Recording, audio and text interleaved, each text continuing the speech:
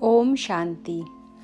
আজকের মুরলির তারিখ 14ই জানুয়ারি 2021। প্রাত মুরলি মধুবন। মিষ্টি বাচ্চারা, বাবা যে পড়াটি তোমাদের পড়াচ্ছেন সেই পাঠ বুদ্ধিতে রেখে সবাইকে পড়াতে হবে।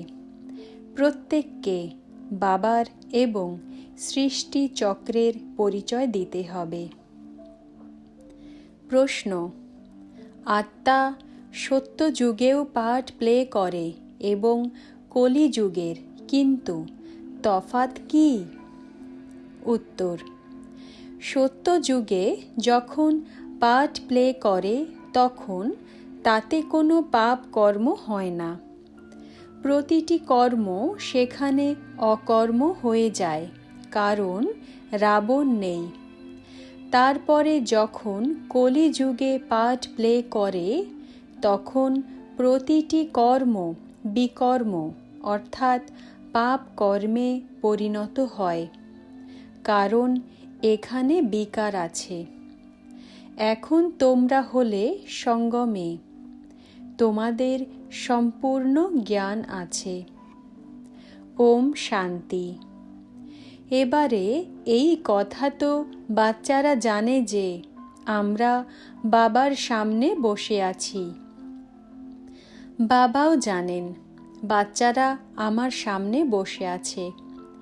এই কথাও তোমরা জানো বাবা আমাদের শিক্ষা প্রদান করেন, যা অন্যদের দিতে হবে। সর্বপ্রথমে তো বাবার পরিচয় দিতে হবে, কারণ সবাই বাবাকে এবং বাবার শিক্ষাগুলি ভুলে গেছে। এখন বাবা যা পড়াচ্ছেন এই পড়া পুনরায় 5000 বছর পরে প্রাপ্ত হবে। এই জ্ঞান আর কারো নেই। মুখ্য হলো বাবার পরিচয়। তারপরে এই কথাও বুঝতে হবে আমরা সবাই হলাম ভাই ভাই। সম্পূর্ণ দুনিয়ার সব আত্মারা সবাই হলো ভাই ভাই। সবাই নিজের নির্দিষ্ট পাঠ এই শরীর দ্বারা প্লে করে। এখন তো বাবা এসেছেন নতুন দুনিয়ায় নিয়ে যেতে, যাকে স্বর্গ বলা হয়, কিন্তু আমরা সব ভাইরা হলাম পতিত, একজনও পবিত্র নেই। সব পতিতদের পবিত্র করেন একমাত্র বাবা।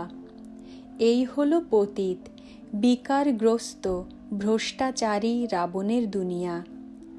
রাবণের অর্থ হল 5টি বিকার স্ত্রীর মধ্যে, 5টি বিকার পুরুষের মধ্যে। বাবা খুব সহজ করে বোঝান, তোমরাও এমন করে বোঝাতে পারো। অতএব সর্বপ্রথমে এই কথা বোঝাও আমরা আত্মা, উনি হলেন আমাদের পিতা। আমরা সবাই ব্রাদার্স। জিজ্ঞাসা করো এই কথা ঠিক আছে? লেখো আমরা সবাই হলাম ভাই ভাই। আমাদের পিতা একজনই, আমরা সবাই আত্মা। উনি হলেন সুপ্রিম আত্মা। ওনাকে আমাদের সবার পিতা বলা হয়। এই কথাটি পাকাভাবে বুদ্ধিতে বসাও, তাহলে সর্বব্যাপী ইত্যাদি জ্ঞান বুদ্ধি থেকে প্রথমেই বেরিয়ে যাবে। প্রথমে অল্ফকে পড়তে হবে। বলো এই পয়েন্টটি ভালো রীতি বসে লেখো। পূর্বে সর্বব্যাপী বলতাম, এখন বুঝেছি সর্বব্যাপী নয়। আমরা সবাই হলাম ভাই ভাই। সব আত্মারা বলে গড ফাদার, পরম পিতা। প্রথমে তো এই নিশ্চয়টি পাকা করতে হবে আমরা হলাম আত্মা, পরমাত্মা নই। না, আমাদের মধ্যে পরমাত্মা ব্যাপকভাবে বিরাজ করেন। সবার মধ্যে আত্মাই ব্যাপকভাবে উপস্থিত আছে। আত্মা শরীরের আধার নিয়ে পার্ট প্লে করে। এই পয়েন্টটিও পাকা করাও। আচ্ছা, এই আত্মিক পিতা সৃষ্টির আদি মধ্য অন্তের জ্ঞানও প্রদান করেন। অন্য কেউ তো জানে না যে এই সৃষ্টি চক্রের আয়ু কত। বাবা নিজেই টিচার রূপে বসে বোঝান, লক্ষ বছরের কথা নয়, এই চক্র অনাদি, সঠিকভাবে রচিত, এই জ্ঞান অর্জন করা উচিত। সত্যযুগ ত্রেতা পাস্ট হয়েছে, নোট করো, যাকে বলা হয় স্বর্গ বা সেমি স্বর্গ, যেখানে দেবী দেবতাদের রাজত্ব চলে। সত্যযুগে 16 কলা সম্পন্ন, ত্রেতায় 14 কলা সম্পন্ন। ধীরে ধীরে আত্মার এই কলা বা কোয়ালিটি কমতে থাকে। দুনিয়া তো পুরনো অবশ্যই হবে, তাই না? সত্যযুগের প্রভাব খুব বেশি।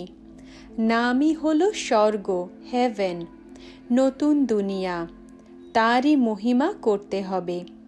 নতুন দুনিয়ায় আছে এক আদি সনাতন দেবী দেবতা ধর্ম। প্রথমে বাবার পরিচয়, তারপরে চক্রের পরিচয় দিতে হয়। চিত্রও তোমাদের কাছে আছে, দৃঢ় নিশ্চয় করানোর জন্য। এই সৃষ্টির চক্র আবর্তিত হতে থাকে। সত্যযুগে লক্ষ্মী নারায়ণের রাজ্য ছিল, ত্রেতায় ছিল রাম সীতার। এই হলো অর্ধকল্প। 2টি যুগ পার হলো, তারপরে আসে দাপর, কলিযুগ। দাপরে হয় রাবণ রাজ্য, দেবতারা বাম মার্গে চলে যায়, তখন বিকারগ্রস্ত হওয়ার সিস্টেম হয়ে যায়। সত্যযুগ ত্রেতায় সবাই নির্বিকারী থাকে, এক আদি সনাতন দেবী দেবতা ধর্ম থাকে। চিত্রও দেখাতে হয়, মুখে বলেও বোঝাতে হয়। বাবা টিচার হয়ে আমাদের এইভাবে পড়ান।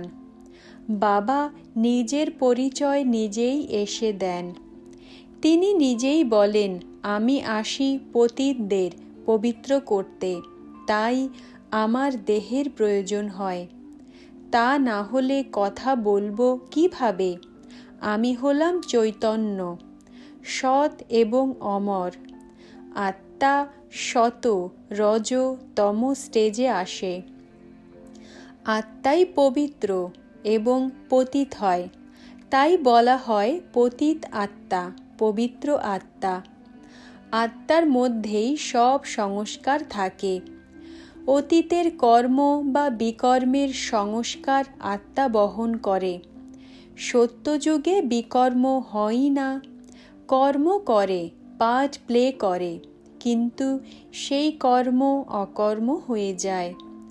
গীতায়ও লেখা আছে, এখন তোমরা প্র্যাকটিক্যালে বুঝেছ।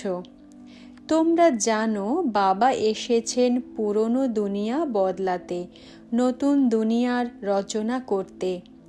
যেখানে কর্ম অকর্ম হয়ে যায় তাকেই সত্যযুগ বলা হয়, এবং যেখানে সব কর্ম বিকর্ম হয়ে যায় তাকে কলিযুগ বলা হয়। তোমরা এখন রয়েছ সঙ্গমে। বাবা 2 দিকের কথা বোঝান। সত্যযুগ ত্রেতা হলো পবিত্র দুনিয়া, সেখানে কোনো পাপ হয় না। যখন রাবণের রাজ্য শুরু হয় তখনই পাপ হয়। সেখানে বিকারের নাম চিহ্ন থাকে না। চিত্র তো সামনেই রাখা আছে, রামরাজ্য এবং রাবণ রাজ্য। বাবা বোঝান, এই হলো পড়াশোনা। বাবা ব্যতীত অন্য কেউ জানে না। এই পড়াশোনা তো তোমাদের বুদ্ধিতে থাকা উচিত। বাবাও স্মরণে আসেন, চক্রও বুদ্ধিতে এসে যায়। সেকেন্ডে সব কিছু স্মরণে এসে যায়। বর্ণনা করতে দেরি লাগে না। এর 3টি ফাউন্ডেশন আছে। বৃক্ষটি এমন হয়, বীজও বৃক্ষ সেকেন্ডে স্মৃতিতে এসে যাবে। এই বীজ অমুক বৃক্ষের, এই বৃক্ষে এমন ফল হয়।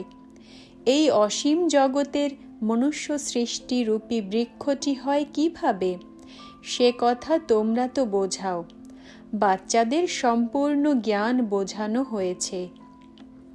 অর্ধকল্প ডেনাস্টি কিভাবে চলে, তারপরে রাবণ রাজ্য হয়, তখন যারা সত্যযুগ ত্রেতাবাসী আছে তারাই দাপরবাসী হয়।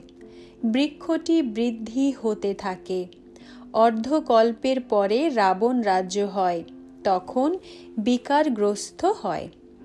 বাবার কাছে যা উত্তরাধিকার প্রাপ্ত হয় সেসব অর্ধকল্প চলে। নলেজ প্রদান করে উত্তরাধিকার দেন। সেই প্রালব্ধ ভোগ করেছ, অর্থাৎ সত্যযুগ ত্রেতায় সুখ পেয়েছ। তার নাম সুখধাম, সত্যযুগ বলা হয়। সেখানে দুঃখ হয় না। কত সহজ করে বোঝান। একজনকে বোঝাও অথবা অনেককে বোঝাও, তাই অ্যাটেনশন দিতে হবে, বুঝতে হবে। শুধু হ্যাঁ হ্যাঁ করছো নাকি? বলো, নোট করতে থাকো। কোনো সন্দেহ থাকলে জিজ্ঞাসা করো। যে কথা কেউ জানে না সেই কথা আমরা বোঝাই। তোমরা তো কিছু জানো না, তাই কি জিজ্ঞাসা করবে? বাবা তো এই অসীম জগতের বৃক্ষের রহস্য বুঝিয়ে দেন। এই নলেজ এখন তোমরা বুঝেছ।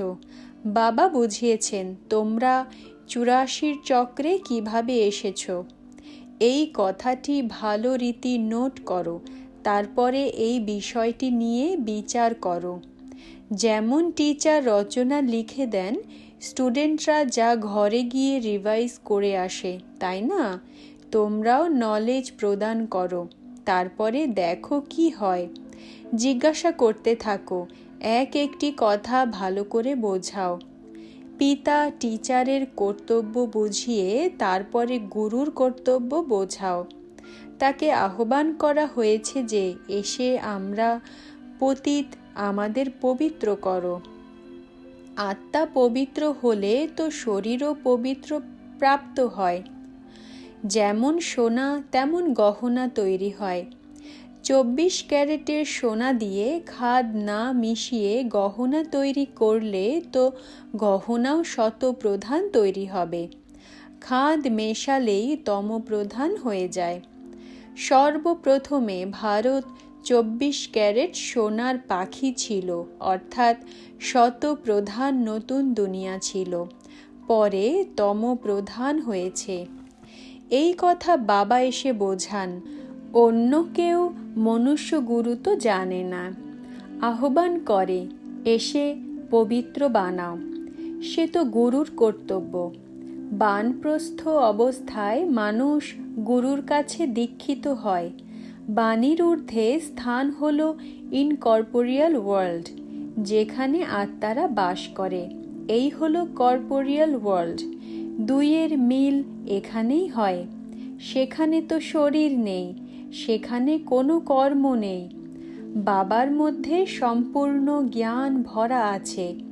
ড্রামা প্ল্যান অনুযায়ী তাকেই বলা হয় নলেজফুল।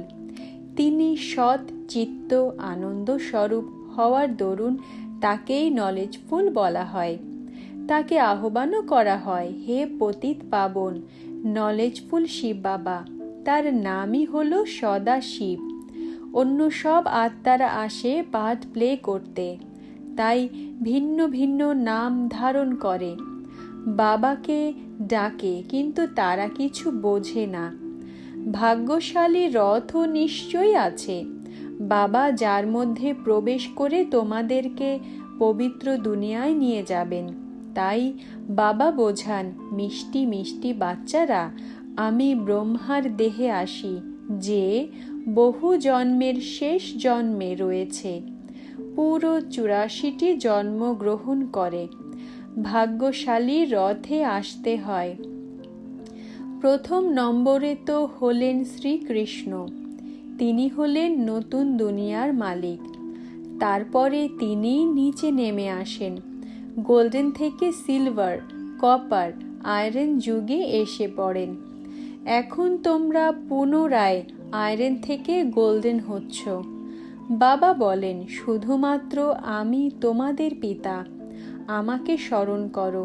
যার মধ্যে প্রবেশ করেছি তার আত্মায় তো নলেজ একটুও ছিল না। ব্রহ্মার দেহে আমি প্রবেশ করি, তাই ব্রহ্মাকে ভাগ্যশালী রথ বলা হয়। যদিও সবচেয়ে উচ্চত হলেন এই লক্ষ্মী নারায়ণ, এদের মধ্যে প্রবেশ করা উচিত, কিন্তু তাদের মধ্যে পরমাত্মা প্রবেশ করেন না, তাই তাদের ভাগ্যশালী রথ বলা হয় না। রথে এসে পতিতদের পবিত্র করতে হয়, সুতরাং কলিযুগে তমপ্রধান হবে নিশ্চয়ই। নিজেই বলেন, আমি অনেক জন্মের শেষ জন্মে আসি। গীতায়ও সঠিক লেখা আছে। গীতাকে সর্বশাস্ত্রময়ী শিরোমণি বলা হয়। এই সঙ্গম যুগে বাবা এসে ব্রাহ্মণ কুল ও দেবতা কুলের স্থাপনা করেন। অনেক জন্মের শেষ জন্মে অর্থাৎ সঙ্গম যুগেই বাবা আসেন। বাবা বলেন, আমি হলাম বীজ রূপ। কৃষ্ণ তো সত্যযুগ নিবাসী, অন্যত্র কোথাও কৃষ্ণকে দেখতে পাওয়া যাবে না। পুনর্জন্মে তো নাম, রূপ, দেশ, কাল সবই বদলে যায়, ফিচার্স বদলে যায়। প্রথমে শিশু হয় সুন্দর, তারপরে বড় হয়ে পরে শরীর ত্যাগ করে অন্য ছোট শরীর ধারণ করে। এই খেলাটি ড্রামাতে পূর্ব নির্ধারিত। অন্য শরীর ধারণ করলে আর কৃষ্ণ বলা যাবে না, সেই শরীরের নাম ইত্যাদি সব অন্য হবে। সময়, ফিচার্স, তিথি, তারিখ সবই বদলে যায়। ওয়ার্ল্ডের হিস্ট্রি, জিওগ্রাফি হুবহু রিপিট বলা হয়, অর্থাৎ এই ড্রামা রিপিট হতে থাকে। শত রজ তমতে আসতে হয়। সৃষ্টির নাম, যুগের নাম সব বদলে যায়। এখন এই হলো সঙ্গম যুগ। আমি সঙ্গমেই আসি। আমি তোমাদের সম্পূর্ণ দুনিয়ার হিস্ট্রি, জিওগ্রাফির সত্য কাহিনী বলি। আদি থেকে অন্ত পর্যন্ত অন্য কেউ জানে না। সত্যযুগের আয়ু কত ছিল সে কথা না জানার দরুন লক্ষ বছর বলে দিয়েছে। এখন তোমাদের বুদ্ধিতে সব কথা আছে। তোমাদেরকে মনে এই কথা পাকা করতে হবে যে পিতা হলেন পিতা, টিচার, সদ্গুরু। উনি শত প্রধান হওয়ার খুব ভালো যুক্তি বলে দেন। গীতায়ও আছে, দেহসহ দেহের সব ধর্ম ত্যাগ করে নিজেকে আত্মা নিশ্চয় করো। নিজ ধাম অবশ্যই ফিরে যেতে হবে। ভক্তি মার্গে কত পরিশ্রম করে ভগবানের কাছে যাওয়ার জন্য। ওই হলো মুক্তিধাম, কর্ম থেকে মুক্ত। আমরা ইনকর্পোরিয়াল দুনিয়ায় গিয়ে বসি। পাঠধারী ঘরে গিয়েই পাঠ থেকে মুক্ত হয়। সবাই চায় আমরা যেন মুক্তি পাই। মোক্ষ প্রাপ্তি তো হয় না কারো। এই ড্রামা হলো অনাদি অবিনাশী। কেউ বলে, এই পাঠ আসা যাওয়ার, এই পাঠ আমার পছন্দ নয়, কিন্তু এতে তো কিছুই করার উপায় নেই। এই হলো পূর্ব নির্দিষ্ট অনাদি ড্রামা। একজনও মোক্ষ প্রাপ্ত করতে পারে না। সেসব হলো অনেক প্রকারের মনুষ্য মত। এই হলো শ্রীমত, শ্রেষ্ঠ বানানোর জন্য। মানুষকে শ্রেষ্ঠ বলা হবে না, দেবতাদের শ্রেষ্ঠ বলা হয়। তাদের সম্মুখে সবাই মাথা নত করে, সুতরাং তারা শ্রেষ্ঠ, তাই না? কৃষ্ণ হলেন দেবতা, বৈকুণ্ঠের প্রিন্স। তিনি এখানে আসবেন কিভাবে? না, উনি গীতা শুনিয়েছেন। শিবের সম্মুখে দাঁড়িয়ে বলে, আমাদের মুক্তি দাও। উনি তো কখনো জীবন মুক্ত, জীবন বন্ধে আসেন না, তাই তাকেই ডাকে সবাই, মুক্তি দাও। জীবন মুক্তি তিনিই দেন। আচ্ছা, ওম শান্তি। ধারণার জন্য মুখ্য সার। 1.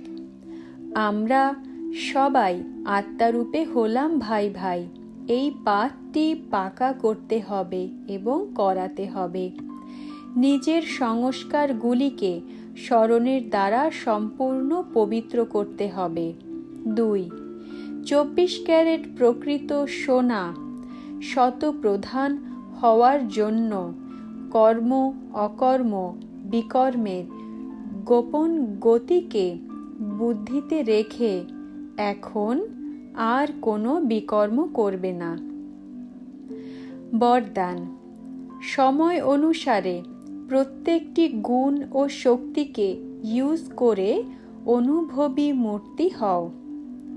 ব্যাখ্যা: ব্রাহ্মণ জীবনের বিশেষত্ব হল অনুভব। যদি একটিও গুণ বা শক্তির অনুভূতি নেই, তাহলে যে কোনো সময়ে বিঘ্নের বশীভূত হয়ে যাবে। এখন অনুভূতির কোর্স শুরু করো। প্রত্যেকটি গুণ বা শক্তিরূপী খাজানা ইউজ করো। যে সময় যে গুণের প্রয়োজন আছে সেই সময় সেই স্বরূপধারী হয়ে যাও। নলেজের রীতিতে বুদ্ধির লকারে খাজানাগুলি জমা রেখো না, ইউজ করো, তবেই বিজয়ী হতে পারবে এবং বাহ আমি বাহ এই গান সদা গাইতে থাকবে। স্লোগান: দুর্বল সংকল্পগুলিকে সমাপ্ত করে শক্তিশালী সংকল্পের রচনাকারী ডবল লাইট থাকে। দুর্বল সংকল্পগুলিকে সমাপ্ত করে শক্তিশালী সংকল্পের রচনাকারী ডবল লাইট থাকে। ওম শান্তি, ওম শান্তি, ওম শান্তি।